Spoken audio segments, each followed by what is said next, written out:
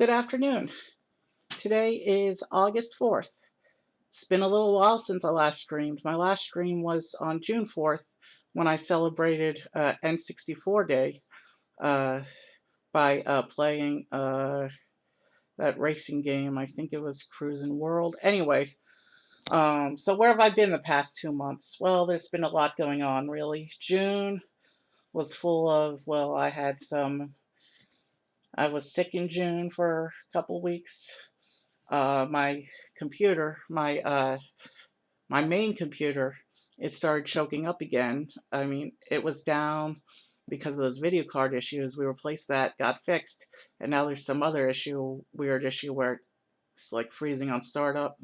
I think the memory chips might have to be reseated, but that desktop is like 100 pounds, so that's not an easy job. So we'll figure it out. I'll get the desktop figured out, but in the meantime, I've been back on the laptop, but I've had a lot of going back and forth. I spent a lot of time visiting my sister, visiting my brother when I wasn't sick. And then I had a big long vacation in the middle of it too. My first real vacation in many, many years. I mean, well, my first vacation since BronyCon ended in 2019, and my first really big vacation in probably a decade. I went back to Disney World. And it was a completely different Disney World vacation than my two previous trips back in my college days. Yeah, it had been 15 years since I've gone. A lot's changed. A lot, a lot of the stuff I remembered is still there. A lot of stuff has changed. It was, it was an experience. There's going to be a big long stream where I'm going to tell all the stories and go over my trip in detail and show all the merch. But today specifically, I want to talk about one area of Disney World, which is also at Disneyland. It's called Star Wars Galaxy's Edge. And it's not going to be so much about my own experiences at Disney World, but I can't really talk about it without talking about my experiences. For that, of course, there's going to be the full vacation recap stream, which I think is going to be sometime next week. But for today's stream, I want to talk more about the sights, the scene, what there is to do there. Galaxy's Edge is like a mini Star Wars theme park unto itself. I mean, it's part of Hollywood Studios, but at the same time, it's got its own character separate and distinct from Hollywood Studios. You kind of almost have to think about it as two theme parks in a way. Um, so, for before we start getting into the Star Wars stuff, I do want to introduce you to someone. Um, First, let's see, is the camera working? Yeah, camera's working. And you can see Grogu came along for this one. Um, Disney is really big on the shoulder plushes right now. I saw, I got the Figment one from Epcot. I got Grogu. There was a Porg. There was a Tinkerbell, Orange Bird.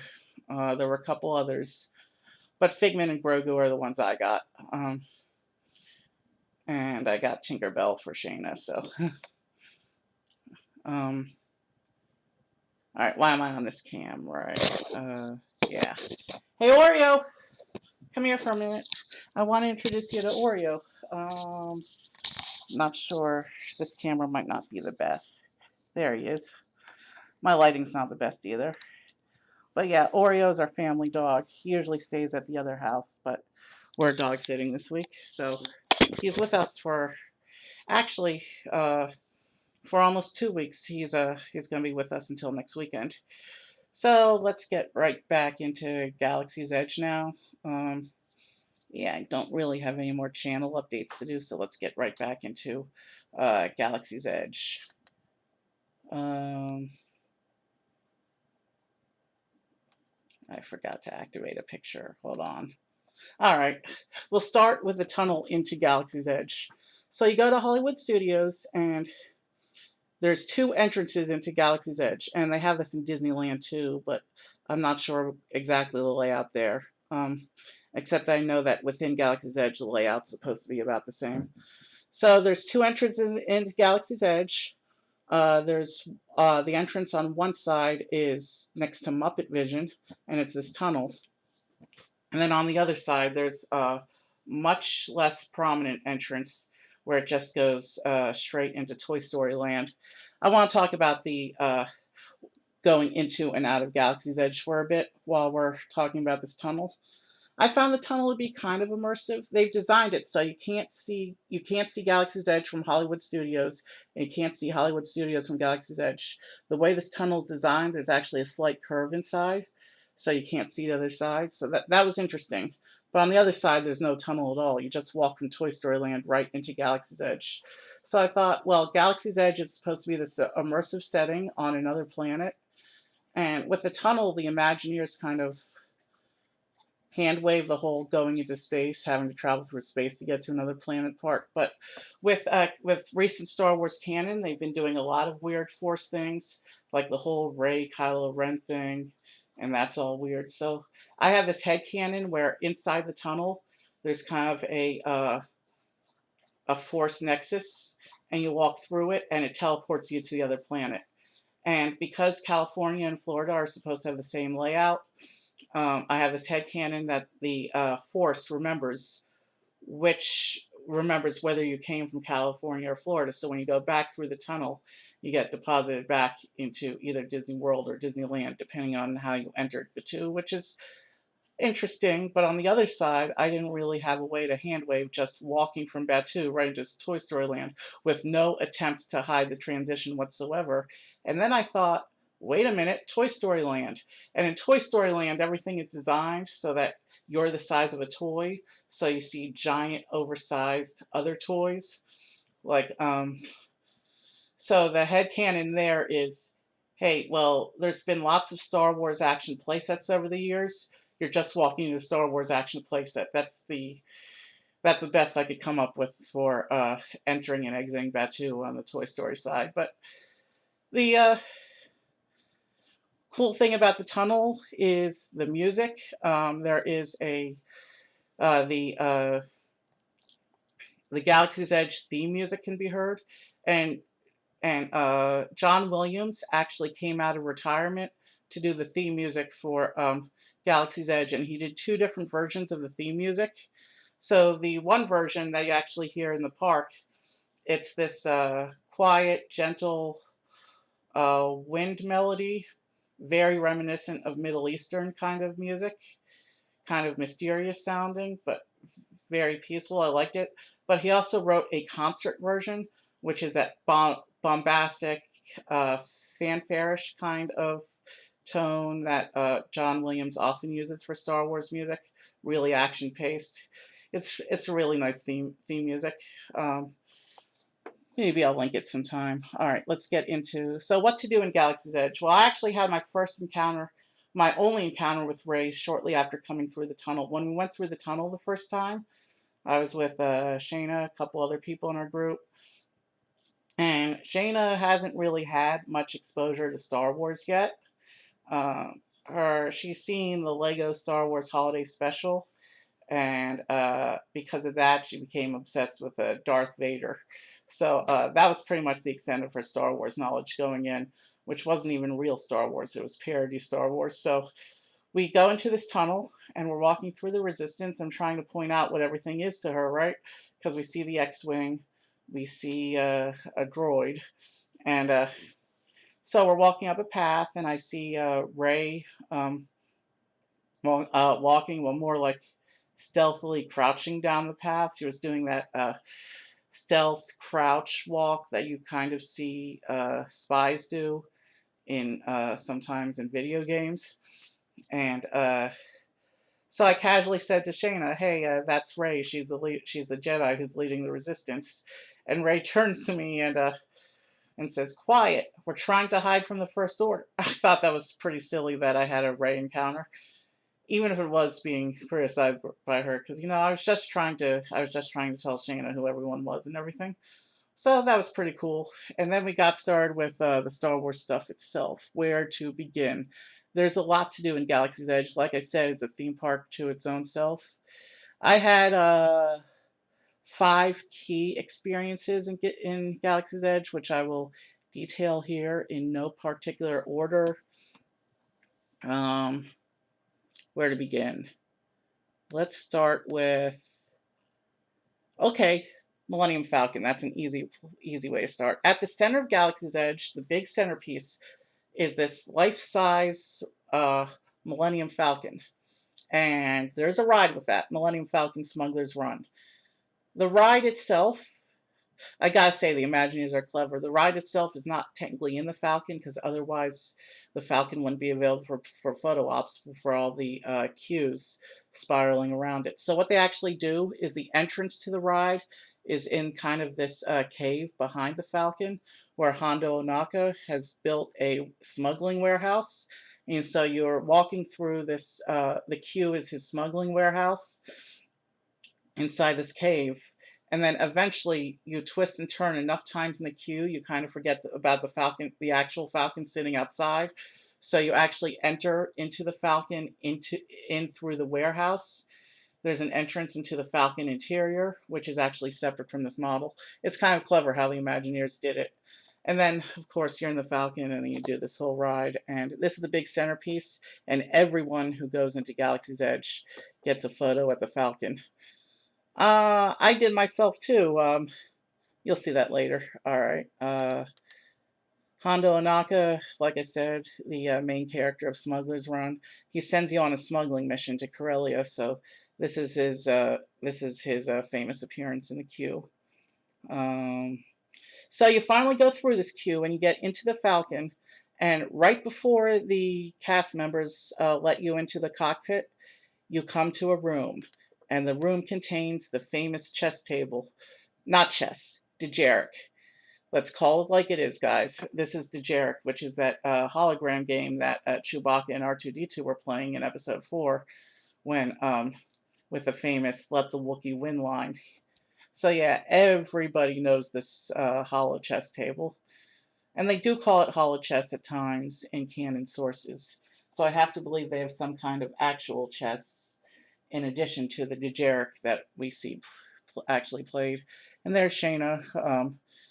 She's never seen Star Wars, doesn't know anything about the Falcon, and yet here she is inside of it. So yeah, she's going to watch the movie soon.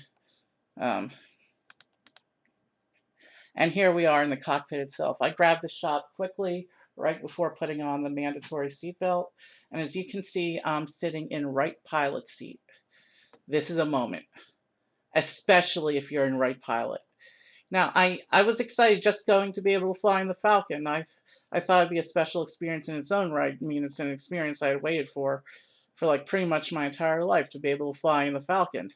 And then my group decides that, hey, I can be a pilot, and as it turns out, right pilot is the seat that pushes the hyperdrive lever. So not only did I get to fly in the Falcon, but I also got to be the one to do the jump to hyperspace. So what was already a very magical, exciting moment was made even much more so because, hey, the hyperspace lever, I mean, that was kind of one of the big deal moments of my trip for me, and one of the big 5 moments of my time in Galaxy's Edge. And technically 2, because you do the hyperdrive lever twice during the ride. But yeah, if you can get right pilot, that's the best seat in the ship. Um, so coming out of the Millennium Falcon, I was a little bit thirsty. I didn't actually drink any sodas from the soda cart, but I did pick up a set to have later. These are the Coke carts, and as you can see, it's the Coke logo in Aurebesh. Aurebesh is the Star Wars galactic alphabet. They have Coke, Diet Coke, and Sprite. They also sell Dasani, but for some reason the Dasani isn't in the balls, it's just in a bottle. But it does have an Aurebesh label instead of the normal label you see elsewhere in the parks. The integration of Coke is cool. Cold even. Alright, I should probably stop with the puns. Well, it's a cool refresher to see Coke, but still, it does kind of break immersion a bit, but the soda balls, um, they do look really cool. And the one thing is though is Batuu, Galaxy's Edge. I forgot to mention Galaxy's Edge is set on an outer rim planet called Batuu, and when they created Star Wars Land, they created this planet to be the setting for the Star Wars theme park experiences called Batuu, and you're in a settlement on Batuu called Black Spire Outpost, where both the First Order and the Resistance have set up small bases. And Black Spire Outpost is like a spaceport slash trading outpost, kind of like Maz Espa and Maz Eisley on Tatooine, um, and some other places like that that you've seen around the Star Wars galaxy. Kind of interesting. They did a trading outpost, so they could basically design it as a shopping mall kind of thing with two highlight rides. It's kind of interesting. It was the whole experience was designed around shopping, and we'll get to that a little bit more later. So Batuu is an interesting planet, but it did break immersion to see Coke on Batuu. Um, so I think somebody actually asked the Imagineers at one point, well, how does Coke exist on Batuu if Batuu is canon and Coke is part of our world? And the Imagineer didn't really have an answer except, hey, there's this intergalactic smuggler who brings the Coke products to the Star Wars galaxy. Something weird like that. I don't remember the exact description, but yeah, Coke, Diet Coke, and Sprite, as well as Dasani water, are canon in the Star Wars galaxy officially now as a result of that. That's kind of funny. But the one thing I want to point out about Galaxy's Edge is that the Imagineers have a strong attention to detail. For example, on this trash can, and actually all the Batuu trash cans are marked with this number. It says 3263827. True Star Wars fans will recognize that as the number of the trash compactor aboard the Death Star.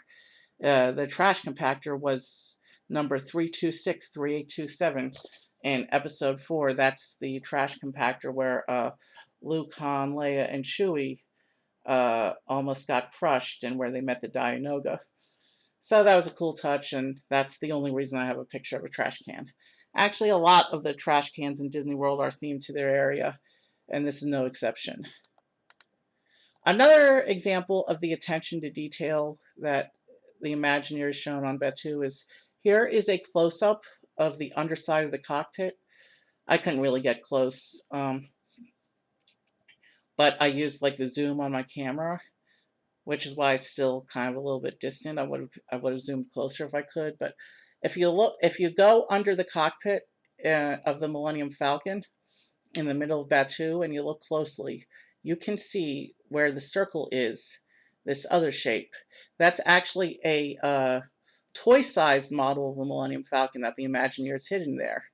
I thought that was it's kind of like how they do hidden Mickeys throughout the rest of the parks, where there's the Mickey shape is hidden. And a cool thing about Disney World is if you look at the clouds, sometimes you can see Mickey shapes and other characters in the clouds. I actually have some photos from Magic Kingdom where I found a couple Disney themed shapes in the clouds. And of course the Imagineers have no control over that. But it's kind of magical just how many Mickey shapes I saw in the clouds.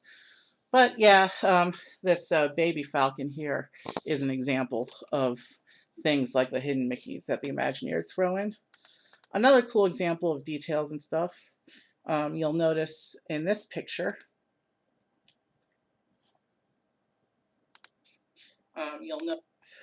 so there's this is Ronto Roasters. It's one of the quick service food locations. That person in the front of the picture is not part of our group, but my camera lighting kind of blurred the face anyway, so not too concerned about that.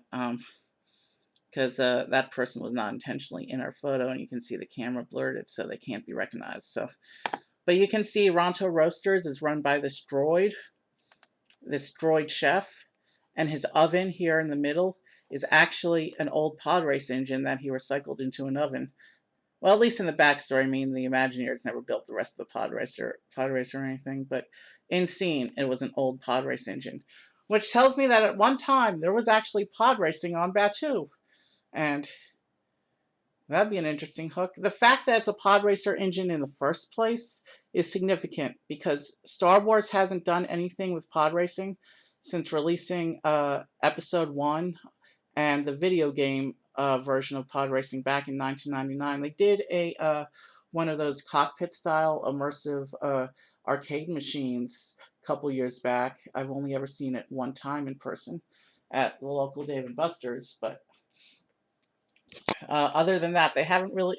Star Wars hasn't really done anything with pod racing since 1999. So using a pod race engine as the oven for Ronto roasters was a nice touch. Moving on with other sights and sounds around Batuu, if you go, there's a shop called the Creature Stall, and most of the time they have a lot of different toys of different animals and creatures in the Star Wars world. Um, they have porgs and hold on a second.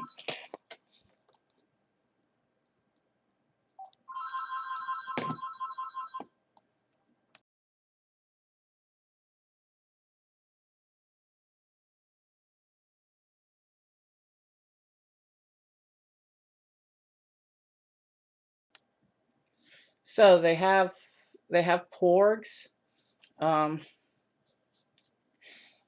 lots of porgs. So lothcats, wampas, tauntauns, banthas, minox, dianogas, uh, rathtars, puffer pigs, a couple other things. All these cool animals and creatures from around Star Wars, or at least they're supposed to. The day I actually went, they were having stock shortages, so all they had were and the Kowakian monkey lizards. Those are a big deal because those are like shoulder puppets. The Kowakian monkey lizard is like this big puppet that you put on your shoulder, and it's got this little control and can move its head, and it's kind of cute. It's that's the kind of that's the kind of pet that Jabba had in Return of the Jedi. That little Muppet, that ugly Muppet kind of thing that Jabba had, and it's one of the most popular. It's one of the more popular of the Galaxy's Edge souvenirs. But the day I went to Galaxy's Edge, Creature Stall was sold out of pretty much everything except porgs. Wall to wall porgs, as far as the eye could see. Both the regular porgs and the uh, the baby porg shoulder toys that you could see in regular Star Wars shops throughout Disney World. They had brought those in to fill stock because all the other animals were out of stock. It was weird. It was like I kind of made a joke that the shop should be renamed Porg Haven or Porg Demonium, I think is the name I came up with it. The cast member kind of giggled at that one and agreed, but it was a little disappointing to not get to see any of the cool creatures because I was actually going to take Shayna and show her what all the cool animals were, and you can't really do an alien biology lesson about a lot of animals if there's only one kind of animal present. But they did have all four of the special creature pommel caps, Wolfcat, Porg, Wampa, and Rencor. They had all four of those, and I thought about getting one, but inside the creature stall there is a cage with this animatronic sleeping Lothcat in it, and it was really cute, and I watched it for a few minutes because there wasn't really anything else to look at the creature stall. I mean, porgs are fun, but when spammed, they can get annoying. I mean, they were sold out of like everything. I mean, how does that even happen? I mean, I know stock shortages have been a thing in Disney World, but I mean, seriously, how is it that you're sold out of everything, but there's this one thing you have a surplus of, and suddenly it overruns your store? And I mean, I saw a couple other situations like that elsewhere in Disney World. The Banshee wall at Wind Traders in Pandora at Animal Kingdom, for example, even though they normally have 6 to 10 colors, there were only two colors available the day I went. So stock shortages are real at Disney World, and it's not just these cool immersive alien merchandise that have it. I mean, food stocks have been affected. One of the most popular drinks in Oga's Cantina, they can't make right now because a key ingredient had a famine at the plantations or whatever in Asia where that one rare key ingredient is grown. It's a mess. The stock shortages are a mess. All right, moving on. Speaking of the cantina, I only have this one blurry picture. And the cantina is another of the big experiences for me. I consider it to be one of the 5 big experiences of Galaxy's Edge. But the thing with the cantina is I personally didn't get to enjoy it properly the way I should have because the manner of my cantina visit, it was kind of rushed. The long version of the story is, hey, it's starting to rain. My group has a reservation. We go into the cantina, but I gotta go to the bathroom, and it turns out the bathroom's on the other end of Batu. So I tell my group, okay, I'll be back in a couple minutes. I go to find the bathroom, and then the rain's pretty hard at this point when I'm coming out of the bathroom, so I don't just want to stand in front of a bathroom. So I pop into the Droid Depot, which is the shop that happens to be right by the bathroom, and I look around there for a few minutes, and then the rain lets up a bit, so I start to walk back, but I get lost. It's easy to get lost in Galaxy's Edge if you've never been there before and you aren't staring at the map on your phone screen. So yeah, I got lost on my way back to the cantina. Even after stopping to ask the cast member, I still got twisted and turned a few times. So I actually had to ask 2 or 3 cast members before I was back at the cantina. So I made it back to my group. I'm soaked. I'm exhausted. And even though I had an ECV, I walked because it had been raining, and I didn't want to navigate the ECV back through the cantina. So because of the tight passages. So I just walked to the bathroom, so I was lost this whole time in the rain. And I came back, and I had enough time to enjoy a blue bantha, which is basically the blue milk with a sugar cookie on top. And that cookie, let me tell you, the cookie on the blue bantha is delicious. Probably one of the best cookies I've had at Disney. And blue milk, of course. It's a blue milk base with a cookie. So I drank my blue milk, and drinking blue or green milk is one of the big Galaxy's Edge highlights I was looking forward to, and I enjoyed it every bit as much as I thought I would. So much so that I was planning to come back to actually go over to the blue and green milk stand and get another cup later. But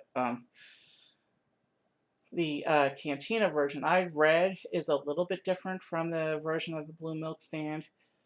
Can't speak from experience. Never got back to the blue milk stand, but at least I got to try the blue milk, and it was awesome, and it was probably the best drink I had all week. But like I said, I was rushed in the cantina because my nephews and I we had a reservation time that we had to hit. A reservation for what, you may ask? We will talk about that later because that's one of the big, big experiences of Galaxy's Edge. Speaking of blue milk, this is the blue and green milk stand. It's near the First Order area. Um, so yeah, I wanted to get a set of the famous Cantina coasters. Unfortunately, I was so rushed in the Cantina, I forgot to even think about it. So I'll be getting those later. So here's the blue and green milk stand. I didn't actually get to do anything from the stand myself, but I did have plans to try both. But since I drink in the blue milk in the cantina, at least I got to have that. Um, so this is the line to look at lightsabers at Dok-Ondar's. Dok-Ondar was another casualty of parts of my plan that got omitted or skipped because of circumstances, and just the whole rush meant that I never had time to actually go in and explore Dok-Ondar's. I regret that, but at least it gives me something new in Galaxy's Edge to see for the first time when I go back with my brother and our friend in a couple of years. We're planning to go back and do a Star Wars themed day.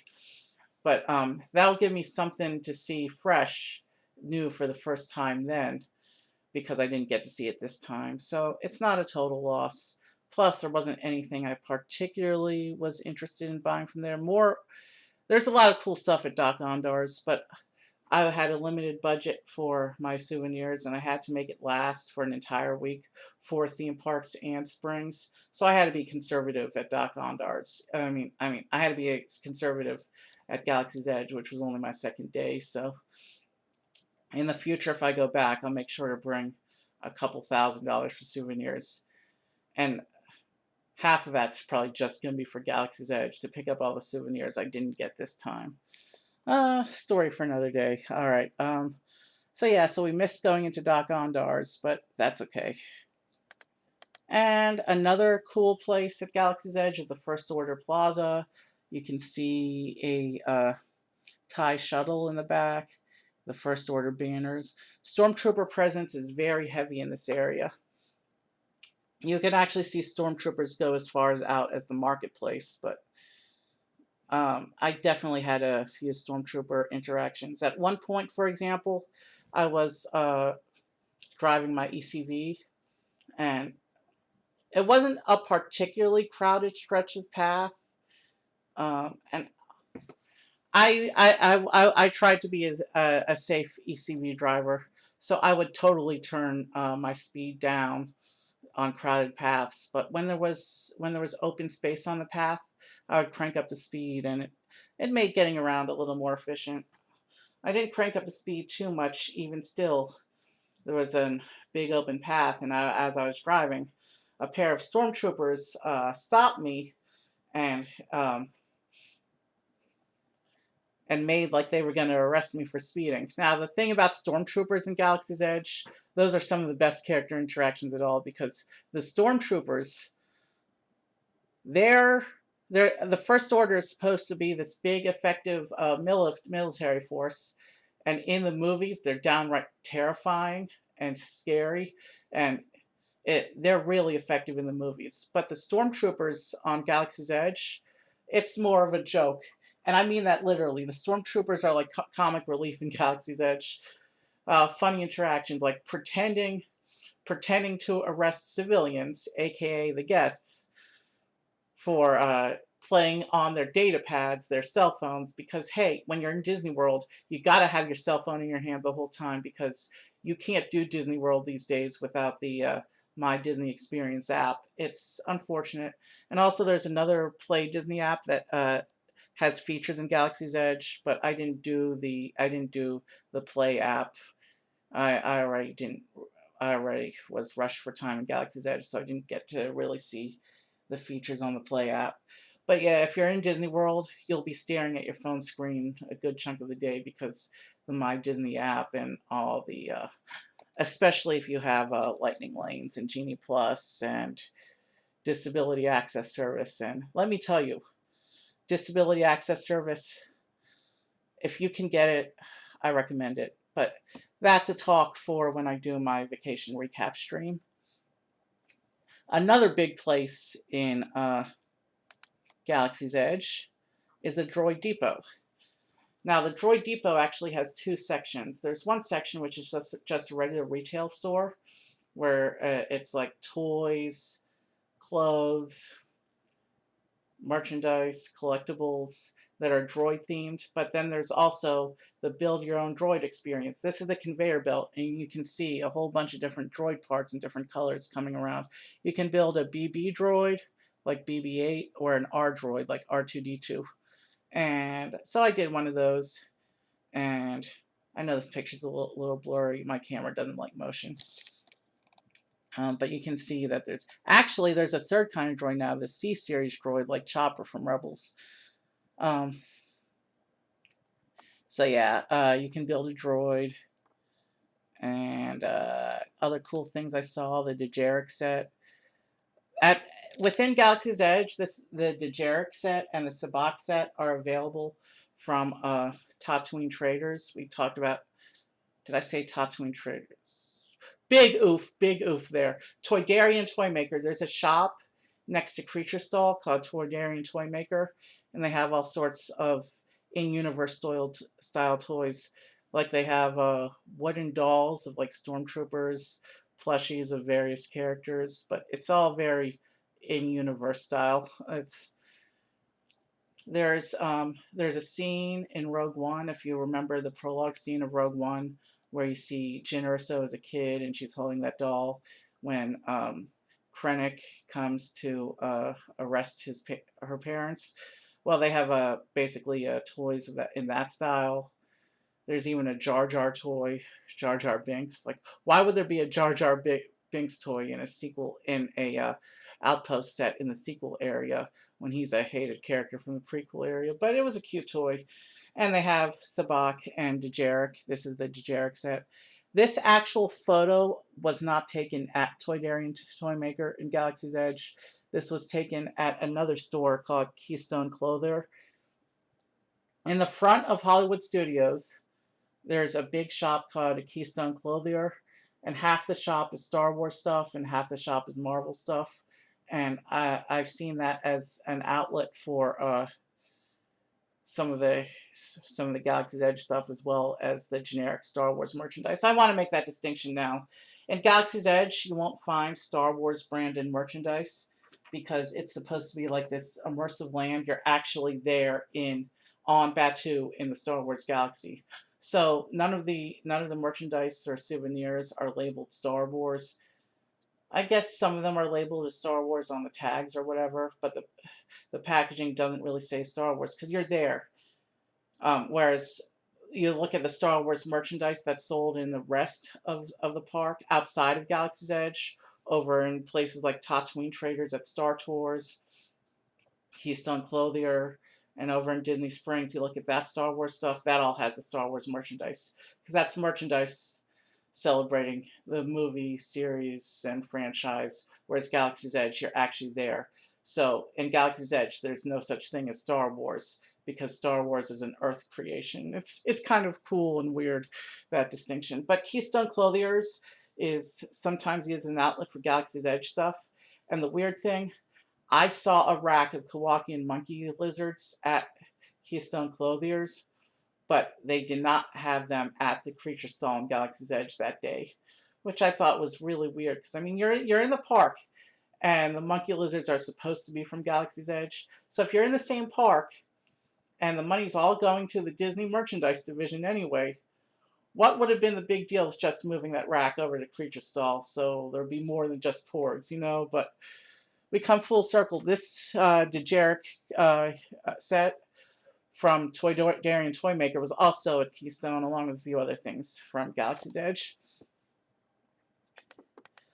A side note, there's actually 2 Star Wars areas in Hollywood Studios, technically 3. Galaxy's Edge is the big one.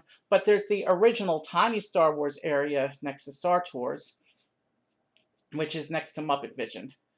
Muppet Vision is between Star Tours and Galaxy's Edge.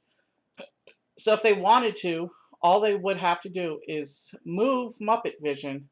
I'm not gonna say get rid of it because I love Muppet Vision. It's probably Muppet Vision is probably my favorite Hollywood Studios attraction that isn't part of Galaxy's Edge.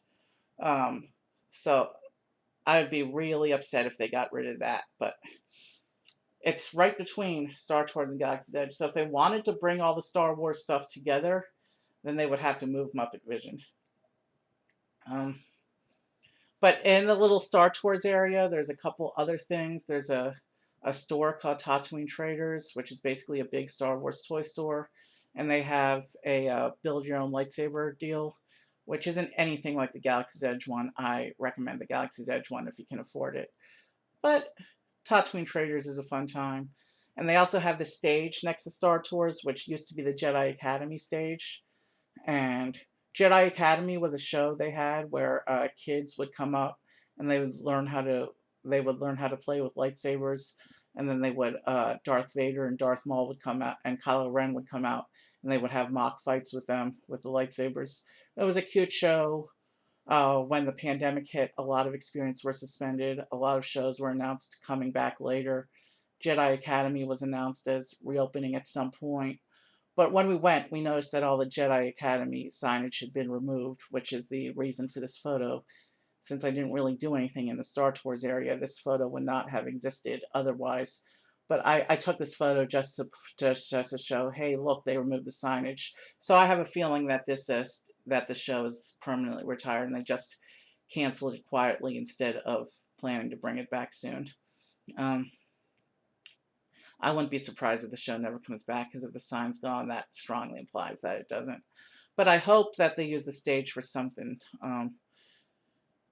Another thing that they used the stage for in the past is before Galaxy's Edge was built, they used to have a festival during the summer called Star Wars Weekends, which was when they would do a whole bunch of Star Wars stuff in Hollywood studios. Well, then MGM Studios. I don't know at what point Star Wars Weekends was retired. I just know it's one thing that. Hold on. All right, that's not for me. We'll just let it ring through. So Star Wars Weekends was a thing that I guess Disney decided they didn't need now that they had a full Star Wars land, and I can understand that.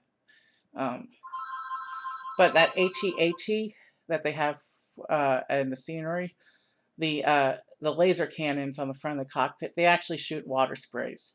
So it's kind of cool that it does that. So like I said, we did Droid Depot. Hold on 1 second.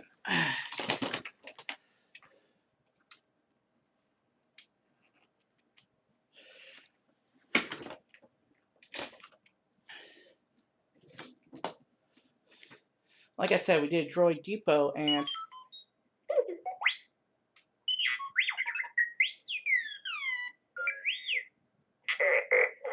do you hear that?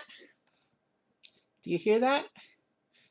Yes, a droid came home with me from Batuu. Let's. Sounds like he wants to meet you guys. All right. Let's see what I can do here.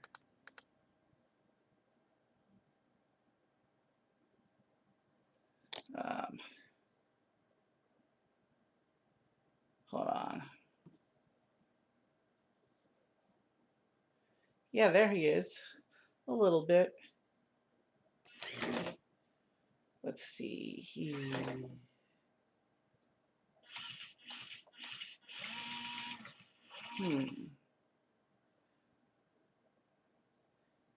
He appears to be a little bit stuck. You know what? For this time, I'll help him. And you know why he's stuck? He wants to meet you, but I kind of fumbled that entrance. Let's. Hold on, technical difficulties. Let's reset and try again.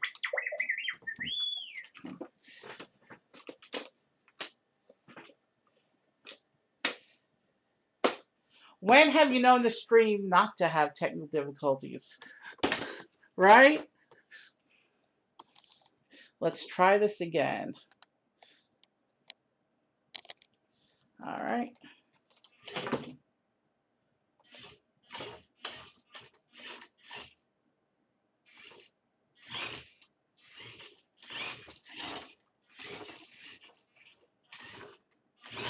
It looks like his turning isn't exactly up to speed right now. And he's not going straight either. Alright, screw that. Alright, plan B. Manual positioning.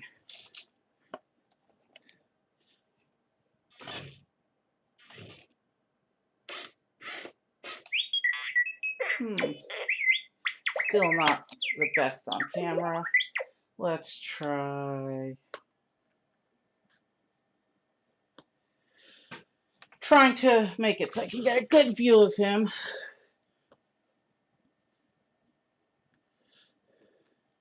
Yeah, I didn't really rehearse this part, I'm sorry. When have you known the stream not to have technical difficulties, but whatever. So there he is. There is my new friend from Betu.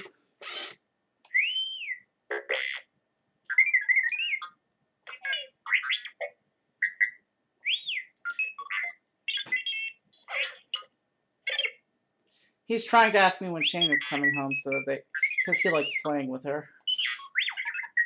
Alright. Whatever. But yeah, this is R3EV. That's his name, R3EV. Because I'm not the best with names, but it made sense with droid naming conventions.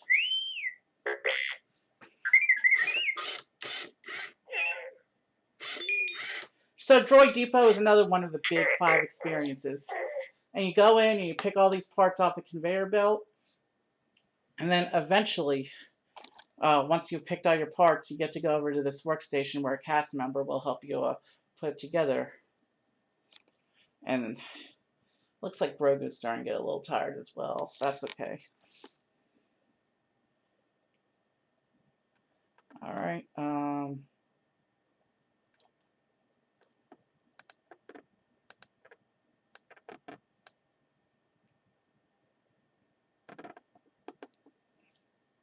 what was I talking about? Alright, so back to the other view.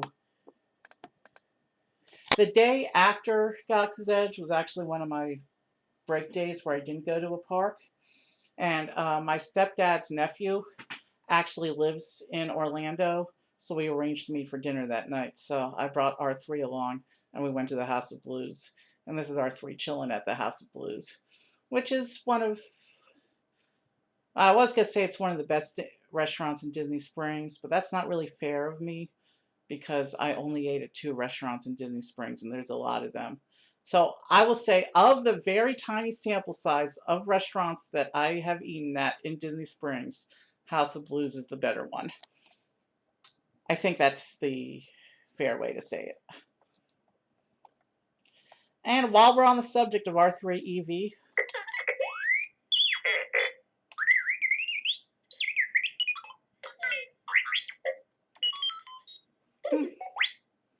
he's reminding me that there's actual video of R3EV.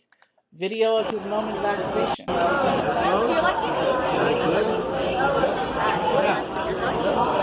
Now this droid, first droid you see is not actually R3. This first droid is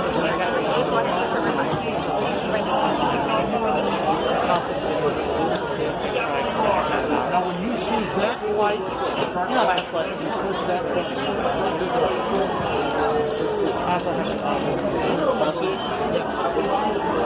This also does have a screen.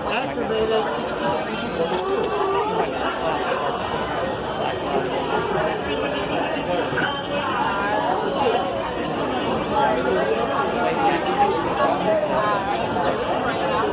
Let's go back. Go forward and get back. Left hand to the body. Left hand to the head. If you would have eyed the last one, at the moment where you're R3's getting excited. Now that we're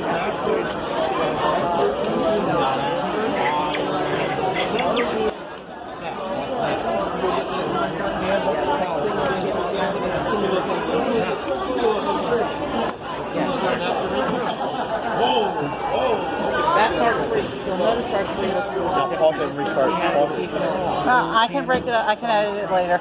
And it's these gold panels are actually an add-on.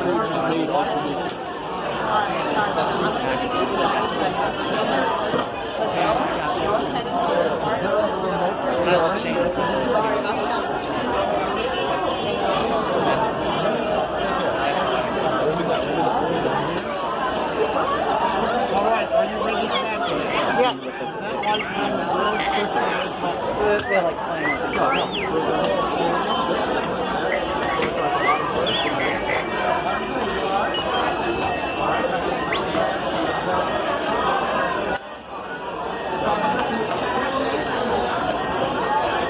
sorry, can I turn my son across?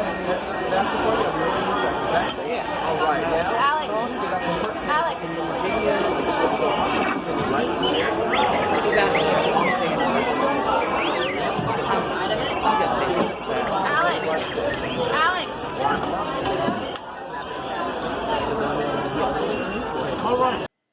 Alright, so that was the activation video. And we'll come back to this one video. Which video? No. One picture I forgot to show. So we talked about Droid Depot. We talked about Millennium Falcon. We talked a bit about the Cantina. Cantina is a fun time, but like I said, I didn't get to experience it properly. But so that leaves probably the two biggest, coolest experiences in Galaxy's Edge that we haven't even started with. Oh, he just got a little scared there. That's right. I'd like to mention Rise of the Resistance. I didn't actually do any photos on this ride. It was just so much overstimulation going on. It's a delight, really. Rise of the Resistance is probably the single most technologically complex ride that the Imagineers have ever created. Period. There's a whole lot of systems at play here. And the end result is an immersive, intense, well, not really intense, but it's an immersive,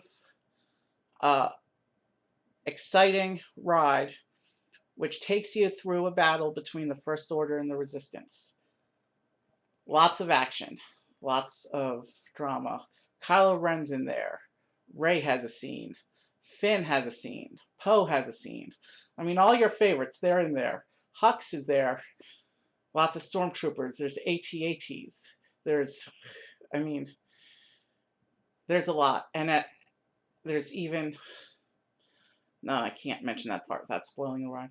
I'm trying to talk about this without spoiling the ride too much. You really can't talk about how cool Rise of the Resistance is and how amazing and over the top it is. You can't really talk about it without spoiling something about the ride. So I'm trying. Special effects probably the best ever done by the Imagineers.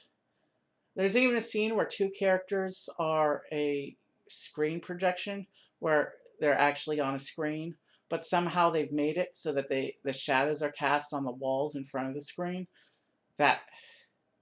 So like the attention to realism on this ride, very. And there's even one point where Kylo Ren is pointing a lightsaber at you. I mean, I'm spoiling too much. Hold on. I'm trying. This ride is so amazing that everyone who goes to Galaxy's Edge needs to try it. And it's so amazing that it often has wait times of up to 2 hours. Not for me. I was able to use the return time from Disability Access Service. But yeah, you definitely want to get the Lightning Lane for Rise of the Resistance, because otherwise you'll be spending a significant part of your Galaxy's Edge time in line. And what's so cool about that is it's totally immersive, and you see characters and set pieces and elements from both the First Order and the Resistance. I mean, it's really fun. It's amazing. There's one thing about Rise of the Resistance that broke immersion for me, and that's that you park if you come in using a wheelchair, stroller, well, not stroller because there's stroller parking outside, but if you come in using an ECV or wheelchair, once you get to a certain point in the queue, they'll have you park your ECV, and that's aboard the Star Destroyer. But then at the end of the ride, when you come off the ride, you get your ECV back and you're in a Resistance base. So there's got to be there's a story in there somewhere. There's a fanfic in there somewhere about the Resistance spies who sneak aboard the Star Destroyer to rescue the wheelchairs. I mean, somebody's got to write that fanfic at some point, right? I mean, otherwise, leaving an ECV on a Star Destroyer and picking it back up on a planet-side Resistance base doesn't really, it kind of broke immersion for me a little bit. But other than that, Rise of the Resistance is, you actually feel like you're there in that battle. I mean, it was amazing. I keep saying it was amazing, but I'm trying not to spoil it too much. But what can I say that isn't going to spoil stuff? And it's so amazing, in fact, It's so amazing and so awesome that it can't handle itself.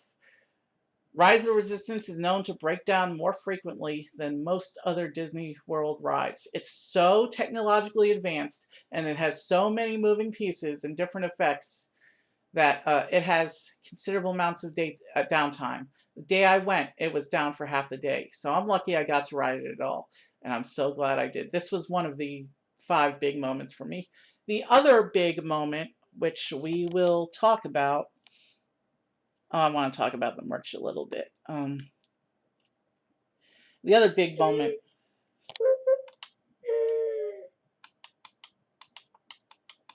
Oh, R5 is sad. You know what? I think he just went into his sleep mode. That's okay. We'll let him get back on camera for a bit, but he's off right now. He decided to go into sleep mode. But there he is. You can look at him a little more.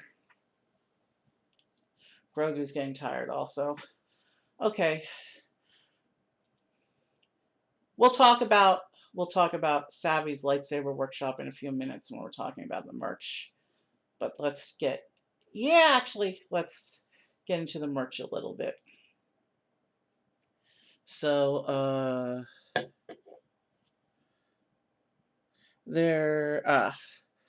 I'm not sure how effectively I'll be able to use this cam. Yeah, no. So there's an empty Sprite grenade, and you know what? That's not a good effective cam for this. So let's do this cam. I gotta figure out what I'm actually looking at. Okay, yeah, alright, so it's looking at the front of my laptop. So here is the Sprite grenade. I didn't get a Coke or a Diet Coke for myself. I don't really drink those, but I do drink a lot of Sprite. So, you know what? We need better lighting in here. Hold on a minute. Now that we're doing the merch, we should have the lighting up, even if it means the face cam glares out for a bit. We should have better lighting for this. So yeah, this is a Sprite orb. It's empty. This one is empty. And just a little tip, be careful with these if you buy them to drink later, because when I did actually open mine, I had mine sitting in my backpack for when I needed an emergency drink. When I did open mine, the liquid inside exploded, literally. So yeah, when they call this a grenade, they're not kidding. But yeah, the front says Sprite and Orabesh, and there's Coke, Diet Coke. The Coke card also sells a Dasani water bottle, but that's a standard bottle with Orabesh. What else did I get from Galaxy's Edge? Grogu wasn't technically from Galaxy's Edge, but I did get him Hollywood Studios days. I picked him up at Tatooine Traders outside of Star Tours. He was also available in Keystone Clothiers, also in Hollywood Studios. So this is a Sabacc set. We were talking about the Jajaric set earlier, but I actually was able to get the Sabacc set because it's not that big.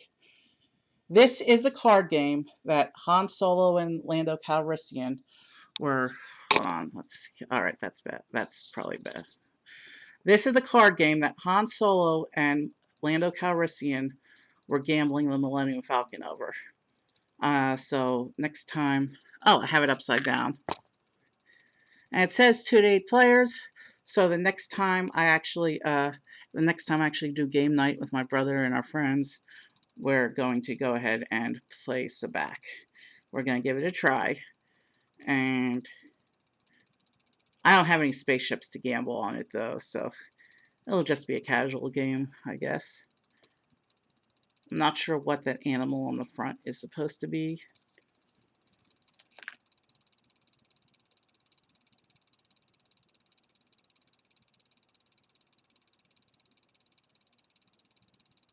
Okay. All right. What else did I bring up with me? A couple small things, and then a couple big things. You saw R3EV, my droid. Got a couple pins. Let's do this. Hold on. Sorry about that. I have to improvise with this camera sometimes. So I got this Black Spire Outpost pin. The front is kind of an engraved picture of buildings at the settlement. You can see the Millennium Falcon flying out of it. And if you open it up, on the left side it says, hold on.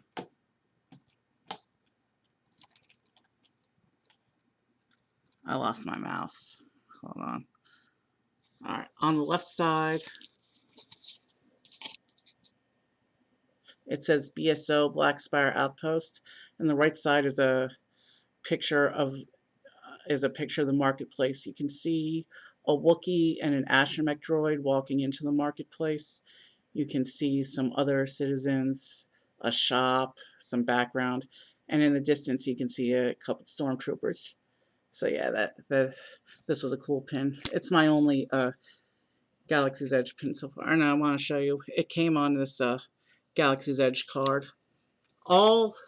Most of the pins at Disney come on a standard pin trading card, but the ones in Pandora come on an ACE card, and the ones there are certain special cards they use for certain lands, like a Black Spire Outpost and Galaxy's Edge uses this rustic looking card, and on the back it actually says Star Wars Galaxy's Edge on it. The other pin I got while at Galaxy's Edge is this, and you can't actually buy this pin from a shop. When you do Savvy's Workshop, there's 4 themes you can choose from, and this is the pin for Elemental Nature. And if you look at the back of the pin, now the Savvy's pins don't actually come on a backing card. And if you look at the back of the pin, you can see this box on the back, which actually has Aurebesh text. And I looked it up. It just says Elemental Nature, which is the name of the theme. And I'll get into Savvy's Workshop and the themes in a bit. And the other thing I wanted to show you here is the Batuu Spira. This is basically a replica of Star Wars money. And the Aurebesh on the right side says BSO, and the Aurebesh at the top, I think, says Spira, which is the Batuuan name for basically credits. And it's got like the Batuu logo. And it basically functions like a gift card, and you can use it anywhere that you can use a Disney gift card. But the thing with the Spira is that unlike a regular Disney gift card, which has no activation fee and a $15 minimum adding fee, there's a $15 minimum to add money to a regular gift card. With the Spira, there's a $5 activation fee, and you have to put on a minimum $100 to load it. So what I decided to do with my Spira is I put on enough money for the droid and the lightsaber, which were always going to be my 2 big experiences at Batuu. And then I used my regular money for anything else. Grogu's getting tired. I should probably take him off. I'm going to take Grogu off for a little bit. And I'll show you how he works. You can see there's this little magnet piece you put under your shirt. And then he just sits on that, and that's how the magnet plushies work. And there's a whole bunch of these around Disney World. There's Grogu, I got Figment, there's a Tinkerbell, there's a Baby Porg, there's Orange Bird, and then also similar concept, there's the big puppets. There's the Kowakian monkey lizard that sits on the shoulder, as well as the Pandoran Banshee at Avatar. So back to the camera. I'm not sure what I'm looking at right now. So 2 other kind of Star Warsy things I want to show you. Savvy's Workshop. Yeah, it's over $200, but you get to build your own lightsaber, and they look good and they feel good in the hand. And I took mine apart so I could show you how it works. So let's get the camera somewhat situated. Wow, that camera's too close. So this, let me rework things a little bit. Don't you just love spontaneous camera adjustments?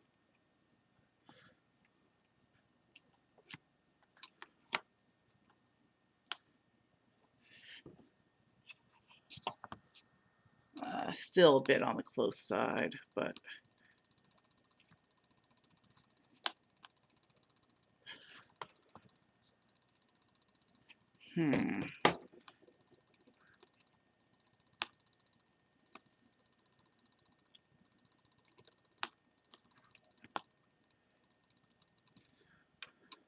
let me see something.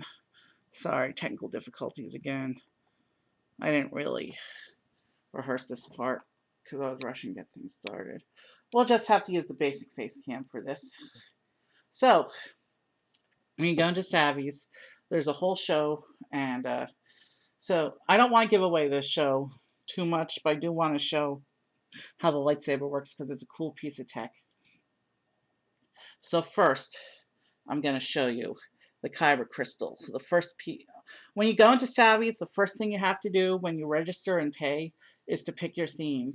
Like I said, there's 4 themes. There's and the different themes determine the different parts that'll be available for you to build from.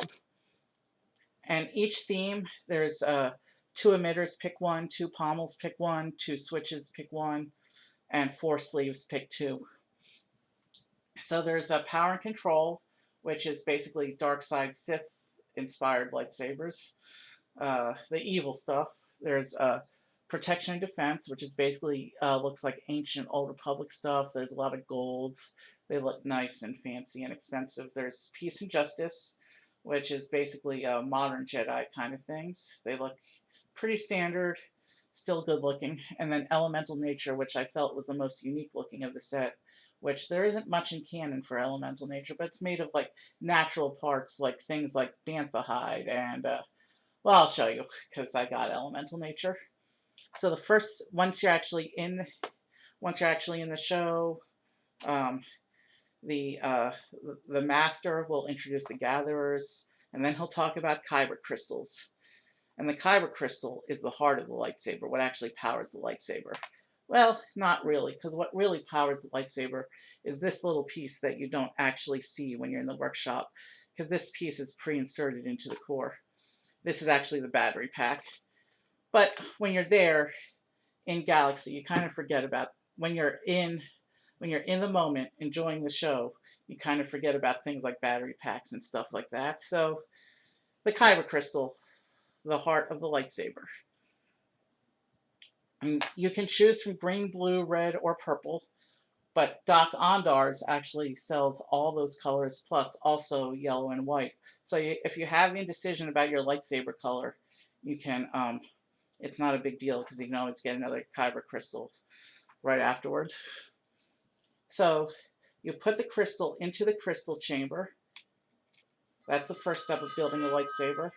And then it lights up and glows to show that, hey, it recognizes that it's a green kyber crystal and it's going to make a green blade. I'd show you how it works with other colors too, except I don't have other colors. So this is what the core of the lightsaber looks like with the crystal inserted and the matching flashing lights. And then the first thing you want to put on are your switch plates. You get a choice of 2 switches. Each switch has a matching back, and because each switch is a different aesthetic style, the gatherers will tell you not to actually, they'll tell you that you can't mix and match them. I don't know if anything bad happens if you actually try, but you're not supposed to. So there's the switches. All right, let's put the switches on. And you can't put the switch on the wrong way. Well, you can, but there's indicators on the core and on the back of the switch plates. So it's difficult to mess up if you're paying attention. And once the switch is on, once the switch is on your lightsaber, if you turn the power on, it'll fizzle because no blade's attached.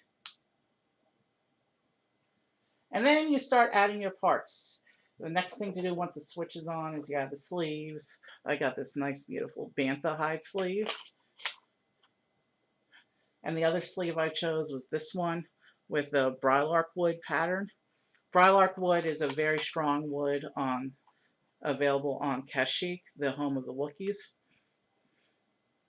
And actually, according to Galaxy's Edge lore, the Souvenir Pour Cup and the Souvenir Endor Cup from Oga's Cantina are also, according to the lore, made from Kashyyyk Brylark wood, which is interesting. So then you have a pommel cap, and I chose the Rancor tooth. And all the pommel caps have holes in them for the speakers, because that's where the lightsaber sound comes out of, is the bottom. Well, the sound comes out through the battery pack, so all the pommel caps have holes on them. And the Rancor tooth is in my opinion, is the most unique piece of all 40 pieces available at Savvy's Workshop. So that's one of the reasons why I chose it. So you screw that on, and then the emitter, which is the top piece, and I chose this one with a swirly pattern.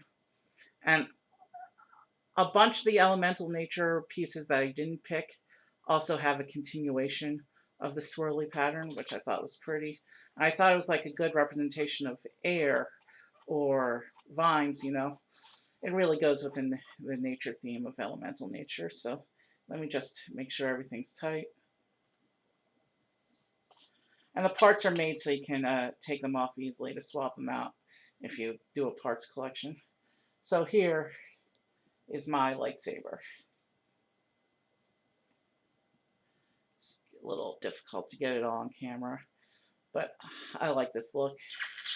As it turns out, so do a lot of other people, because I joined a Discord server and everyone was showing off their lightsabers, and there were a surprisingly large number of elemental nature people. Now, this lightsaber is not complete. At the end of the lightsaber show, they do a thing where they put your hilt into what they call the stabilization chamber. It's really just attaching the blade for the first time. So the blade is this long thing. It's a 31-inch blade. Doc Ondar sells 26 and 36-inch blades. And they have a thing called Legacy lightsabers, which are replicas of the lightsabers used by the famous Jedi and Sith from the movies and TV shows. And so the blades for Legacy lightsabers and Savvy's lightsabers are interchangeable. Doc sells 26 and 36. Savvy gives 31-inch. And I can't get this thing on screen. So with the blade inserted, if you turn it on, you know, the light can go back off for this part. I messed up that reveal, didn't I? Okay. With the light off, it looks so much better. Wow. It totally changes the way the camera picks up the room. I didn't even notice that. And that cool... And it's doing like this cool... It's like doing like this cool radiant effect that it doesn't do in real life, but on camera it's making like this cool radiant effect when I do that. This is interesting. I've never actually done this on video camera before, just photos. Yeah, you can see how like that radiant flash, and then the whole rest of the room goes dark and you just see the lightsaber. Interesting. That's an interesting behavior of my laptop webcam. But yeah, and if I put it so the blade's out of the screen, the webcam sees me, and if I bring the blade on screen, suddenly I darken and you see the light. That's a cool effect. I wasn't even anticipating, but you can see just how long this blade is. And yeah, it's safe to touch. Real lightsaber blades are not, obviously, but this is... You can't really do a plasma blade in real life yet. Although I've heard on the Star Cruiser show, I've heard that some of the show elements on the Star Cruiser actually do have an extending lightsaber blade for the show. I mean, I haven't really seen it in action. I didn't do Star Cruiser. But yeah, look how big and long this thing is.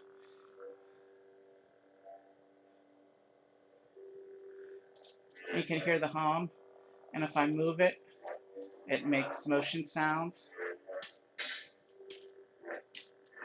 If you hit it,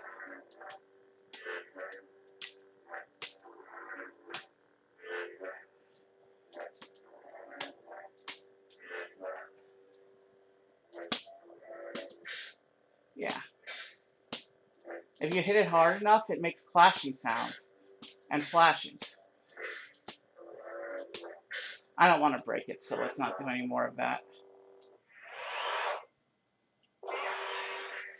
But yeah, Savvy's Workshop. Both the show and the lightsaber, one of the coolest elements of Galaxy's Edge for me. So, yeah.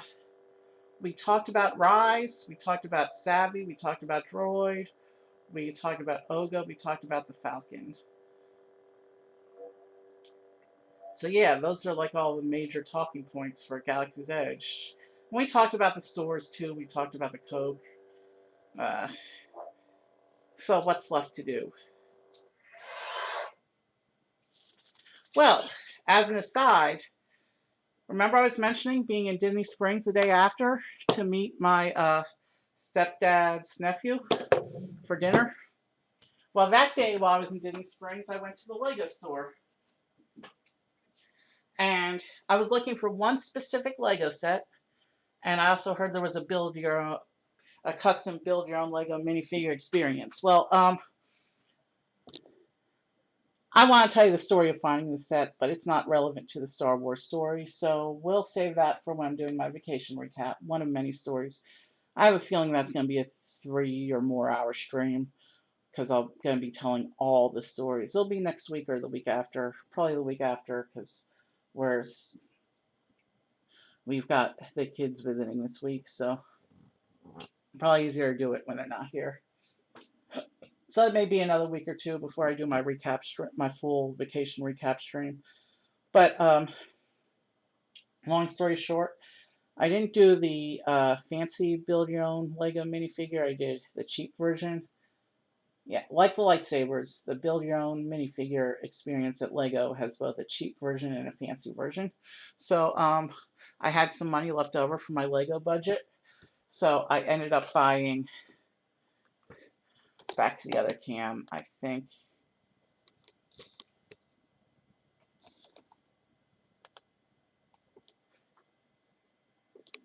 All my cams are off right now. We'll go back to Droid Cam, which there's a cable right in front of the camera and a lightsaber blade. I bought this Lego set, and the position of the camera makes it look huge. It's actually tiny. It's only 60 pieces. But this is a Resistance X-Wing, which comes with Poe Dameron and BB-8. There's actually 2 X-Wing sets out right now. The other one is a full-sized X-Wing, which is like triple the size for like $50. But I got the cheap X-Wing version just because I felt I didn't have a lot representing. I didn't have.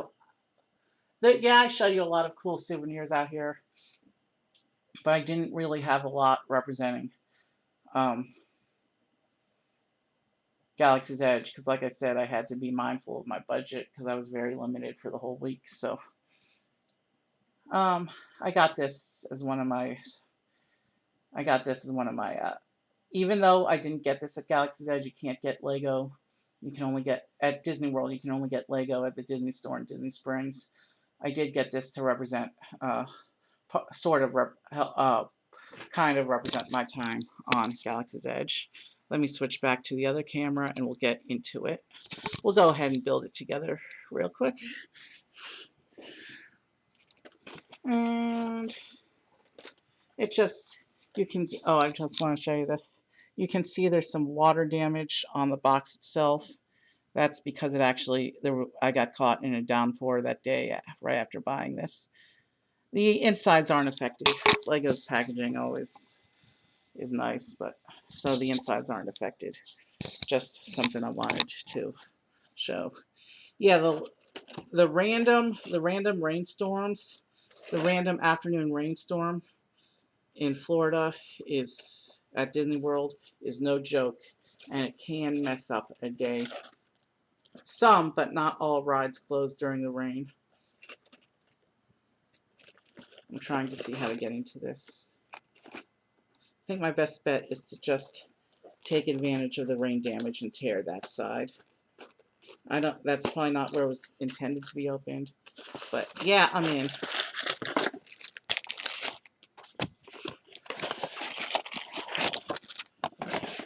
And there's stuff inside. Oh! The way Lego packages, sometimes some of the bigger pieces aren't in the baggies. You can see, it looks like this piece here, that's the whole bottom chunk of the front of the X-Wing. So, let's go ahead and get into it. There's the instruction book. I know I don't have the best setup for this. I do apologize.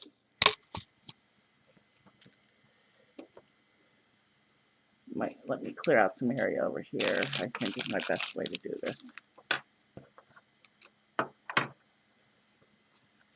So, yeah, cable's in the way. Not much I can do about that. But here's the instruction book, like all Lego instruction books. And here's the page where it shows how to build the minifigures.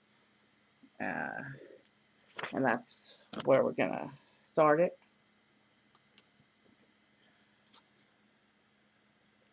And I'm just gonna put that in front of me. And I'm just gonna dump everything out and get started. It's not too big a build. It's like 30 steps. There's only 60 pieces total.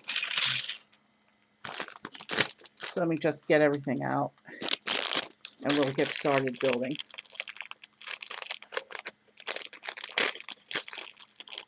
Now the other Lego set I bought, that was my reason for going to Lego store in the first place.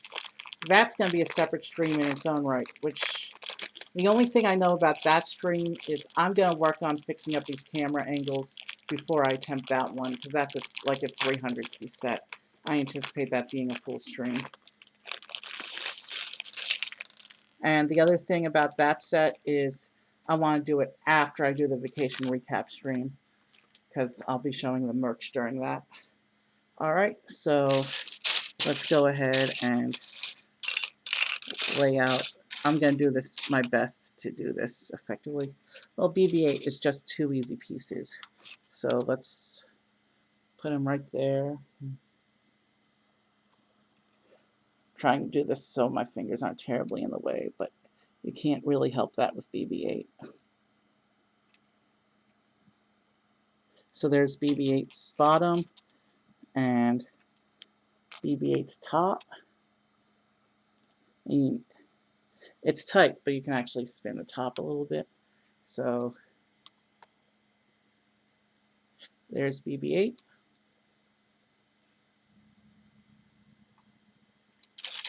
And now for Poe, we need to find his legs.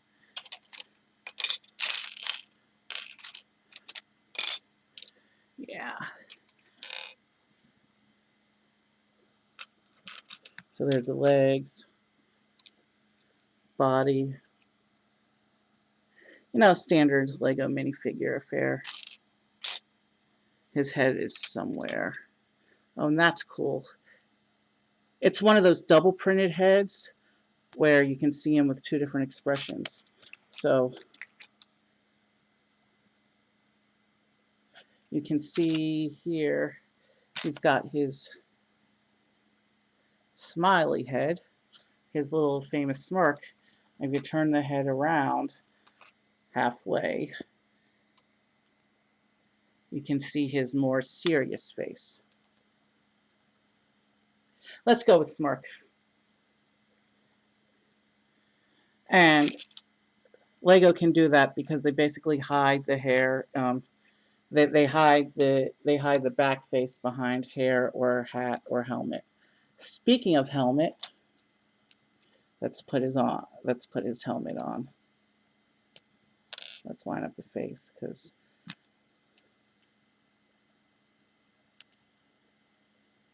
and there he is with his helmet.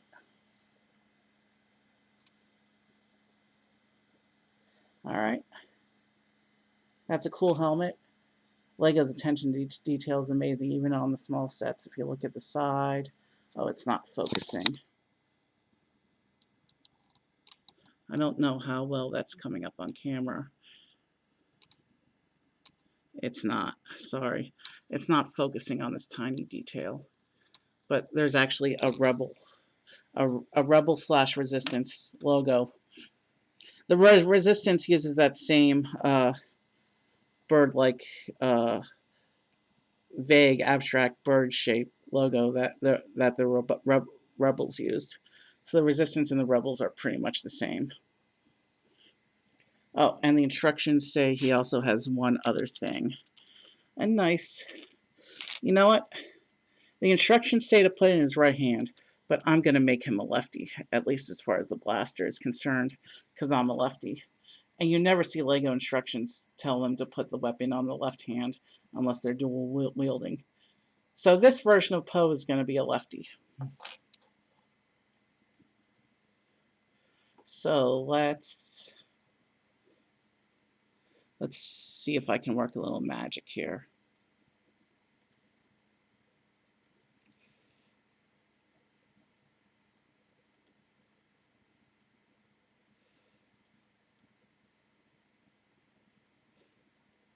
You know what, we're going to be mostly on table level, so let's put me up here. And let's put this camera over here.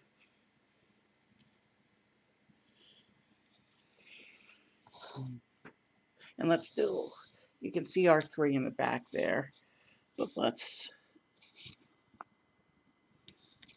put Grogu.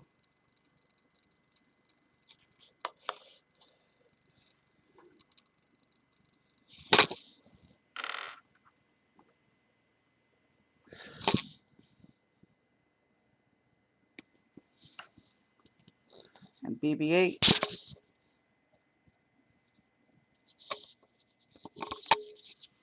And, of course, Poe.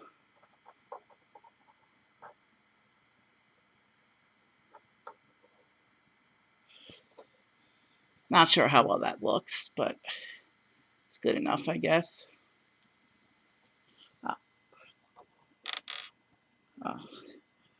Poe was in front of Grogu. Hold on.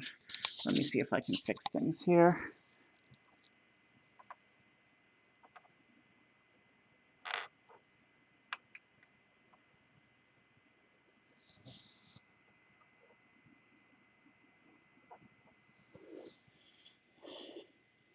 Hey, that's cute. So you can see Grogu, R3, Poe, and BB-8 are going to watch this mess of a stream. And let's get this out of the shot. This is no longer relevant. So yeah, little building space. There's kind of a cable in the way, but not much I can do about that. Page turn and let's begin. So it says to start with this big long piece. And yeah, no, that's better. And then it says to add this block to it. Like, I definitely need to come up with better camera angles when I do the bigger set.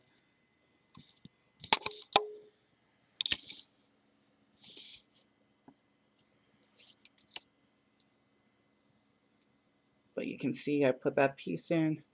We'll just have to take it one step at a time, I guess. I know this is not. I know I did that fancy 5-hour Razor Crest stream with Brett the Breton couple months back. Unfortunately, he brought some of his own stuff and we were able to set the cameras up nice with stands and everything. I don't have that luxury. I don't have that stuff. So I just have to make this up as I go along.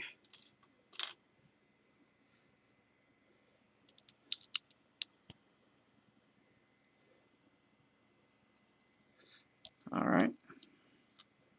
So we put those pieces on, and now we're going to put in.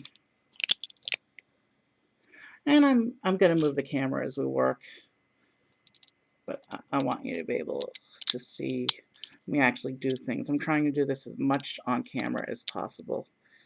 Oh yeah, so yeah, I used to have a huge Lego collection back in the day. One of the victims, like my original Disney pin collection, it was one of the victims of my unemployment after surgery. Before I discovered MTurk, I had to sell like everything. And me was not happy for a while.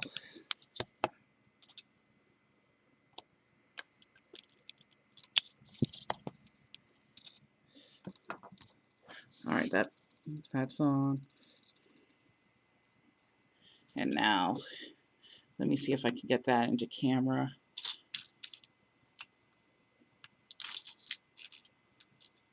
We need 2 more of these. Oh, I see what's going on here. These gray pieces here, these are going to be where the wings connect.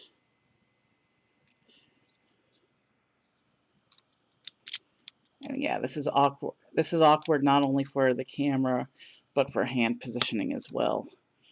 So yeah, I'll definitely need to find a better solution for when I do the other set. But that's going to be a whole Lego stream. It's not going to be like a quick, tiny set like this is. So yeah, we're coming along already.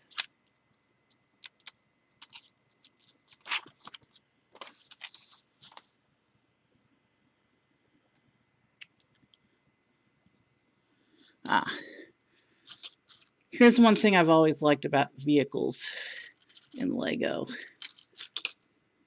If I can find the piece. There it is. Hey, look. Printed vehicle control panel. That's one thing Lego's always done. Now, Lego's done a lot of... Lego's done printed pieces over the years. Lego's done stickers over the years. But one thing I like is that the dashboard for vehicle is usually a printed piece.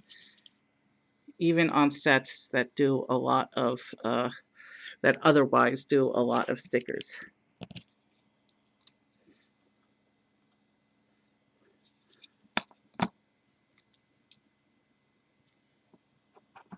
And now, so you can see I put the vehicle,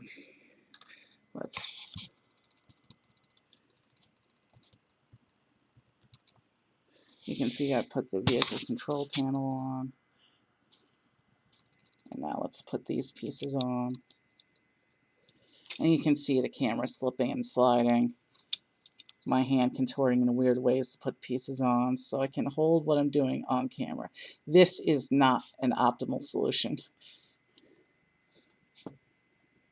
But I'm glad we're learning this now with this little set rather than me having these issues when I'm trying to do the big one, have technical difficulties, ruin the flow, and have a totally terrible stream then. So yeah, my some more thoughts on Galaxy's Edge. Yeah. Easily one of my favorite areas of the park. Although I must say, one of my favorite areas of Disney World as a whole was Galaxy's Edge. But I must say, I also really enjoyed Pandora, the World of Avatar at Animal Kingdom. And you can see here's another pair of printed pieces which have the blue stripe printed on them. So glad these are printed pieces and not stickers. So yeah, the X-Wing is definitely beginning to take shape. And unfortunately, no, let me try this. This will give me better access to my controls. So now, yeah, it's a little harder to read the instructions this way, but not terrible. And it will allow me to do this without accidentally hitting things on my computer. So those go on. And another printed piece for the front nose.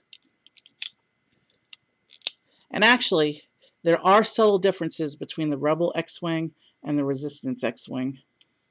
I mean, you can tell in the engine block too. We'll go over that someday when I talk about Star Wars more in depth.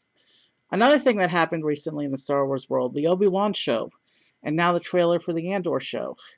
So yeah, they're doing really good stuff on Disney Plus with Star Wars.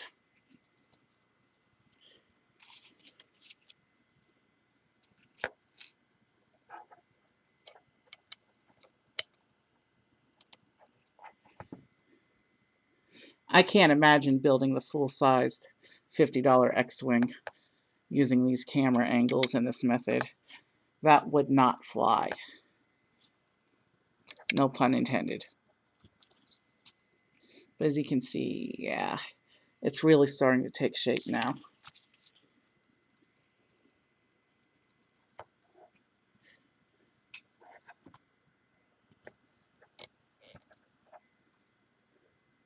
I hope I'm pointing those the right way.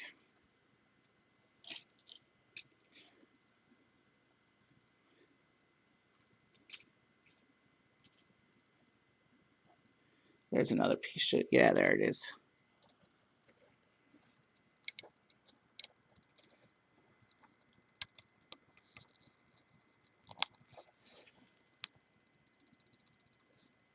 You can tell you can tell this is one of the budget sets because this little cockpit piece, as you will see, doesn't actually enclose the entire cockpit. The sides are exposed. On a real X-Wing, that would not work like that.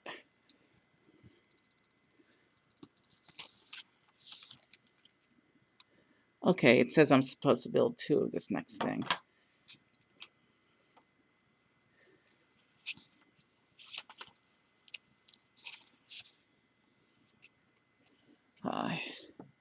I'm going to do 1 on camera and 1 off, just to simplify things.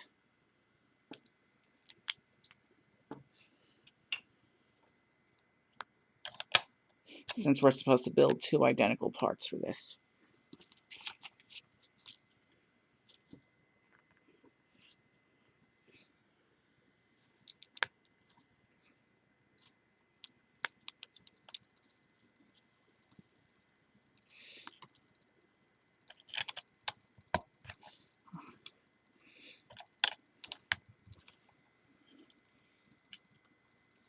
I'm just trying not to make things more difficult than they have to be. So I'm doing like one section, one-handed off camera. I do apologize. I'll have to figure out a better setup for when I do the other Lego set, which will be after the vacation recap stream at some point.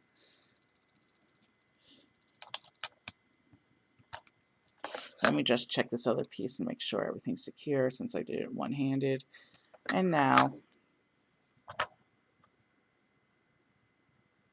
okay, can't tell. I think that's supposed to be top. So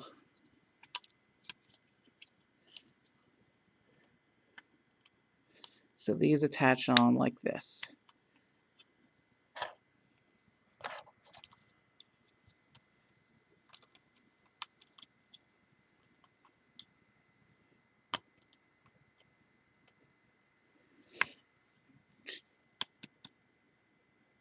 Yeah, that works. There we go. And now I need to do the same thing where I'm doing 2 of the same.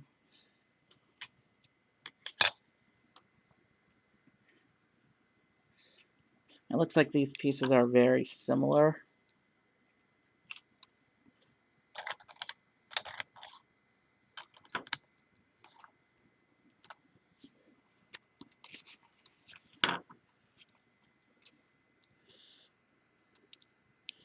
basically we're making more wings now.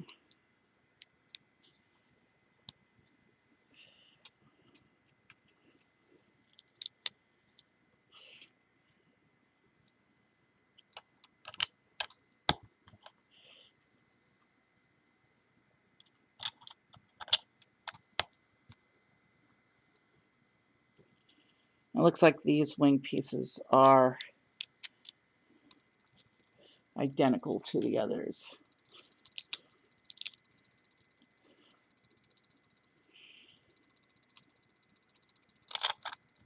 Which in the budget Lego sets, you can see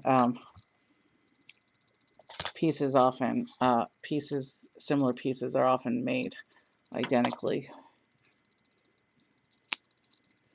So now that goes on. These go on the bottom pegs, like so.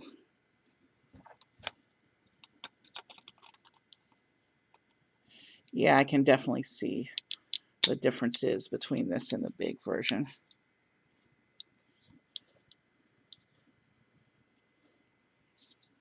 Like the parked X-Wing. The parked X-Wing in the resistance area at Galaxy's Edge, the wings are closed because X-Wings, their wings close when they're parked.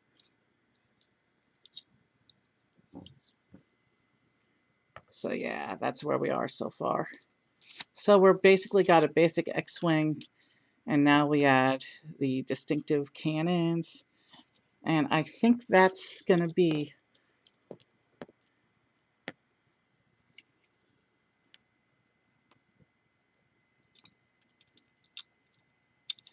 I think this might be the end of the set already. But yeah, I'm glad I got to do a little Lego with you guys today. Even if I didn't have proper camera angles set up. It was a learning experience, and I'm glad we're not doing that learning experience for the bigger set. Like I said many times. But yeah, the Resistance X-Wing is a nice little piece of Galaxy's Edge, because they actually have one on display there.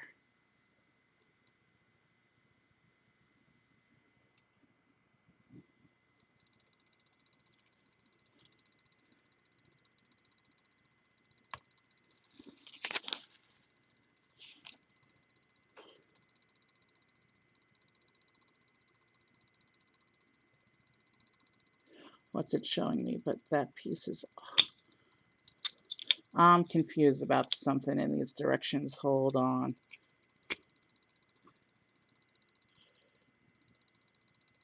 Yeah, no. Okay. Yeah, that's just a bit about taking it apart. Okay. Alright, so now we have this X-Wing here, and I'll zoom out in a minute to show you properly. Let's take our minifigures. The little astromech pod on the back. On the big set, it's actually a whole seat that the astromech drops into. But on this tiny set, he just attaches to the top of a plane like that. Did I say plane? This isn't really a plane. I guess it's a fictionalized version of a fighter plane. Because the X-Wings were originally inspired by fighter planes back when George was making the original Star Wars movie 45 years ago. Can't believe it's been 45 years. I'm not even 45 years yet. So put him in his seat. And I'll go ahead and just leave his blaster in his hand, because the cockpit isn't a full surround anyway. So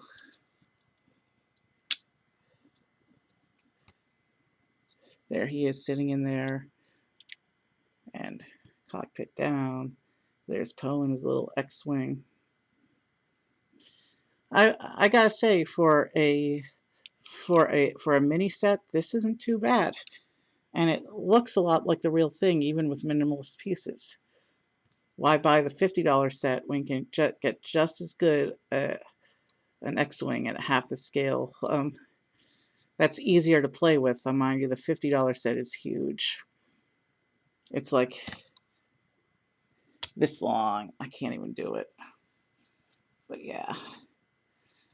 Let's move back to the other camera for this one. I think, so if I come here and switch cameras, that's going to be too much hassle. So what about face cam? I think like the lightsaber, face cam is the best bet here. Ah, well, there's Rise of the Resistance again. Definitely something that this X-Wing, Poe and his X-Wing have experienced many times. All right. There's what it looks like. And I know there's a little glare on my screen, but you can see the pilot sitting inside, BB-8 sitting on top, and the wings do fold out like in the movie. So there's classic X-Wing attack position with the wings open. And I know it looks silly with him holding his blaster, but tiny little set, not really any blaster storage on here. Didn't, what else could I do?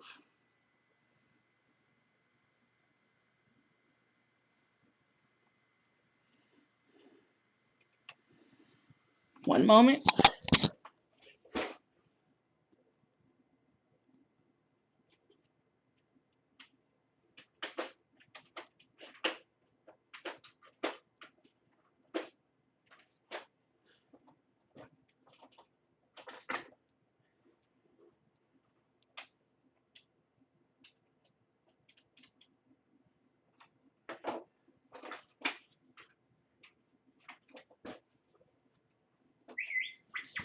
Oh, sounds like R3 woke up from his nap.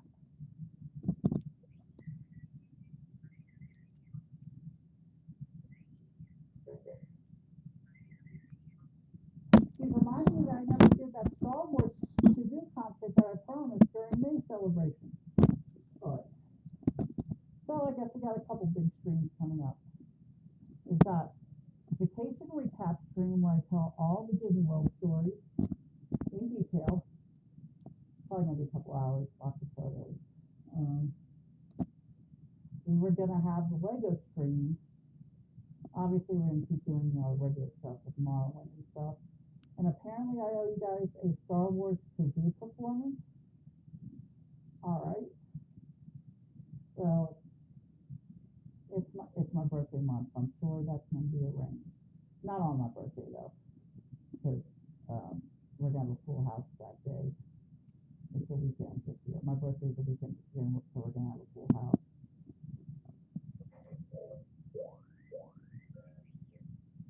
Alright. Yeah, next week sounds good. Yeah, I gotta start putting content together regularly for the stream again. I had another unplanned hiatus. Look at that. Where's the time go? So yeah. The vacation stream, Star Wars kazoo concert, Lego stream. We've got a lot of fun stuff coming up.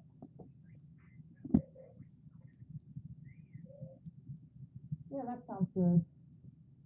Yeah, R3 suggests that we find someone to raid, because, you know, we spent almost 2 hours talking about Star Wars, so who to raid today?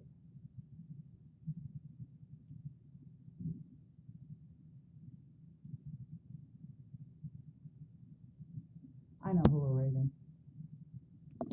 We're gonna raid, Joe plays violin. He's a violinist. He does music with video game music.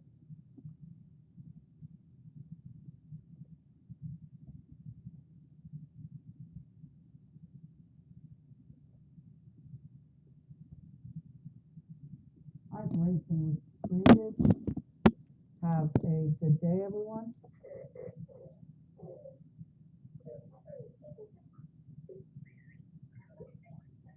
Alright, yeah, definitely gonna be seeing you for another stream real soon. Have a good rest of your day, and I'll see you soon.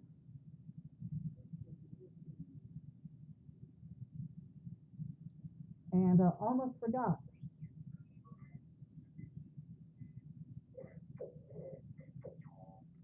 Yeah. Arthur is reminding me I almost forgot the most important thing to say at this point. May the force be with you, and have a good day.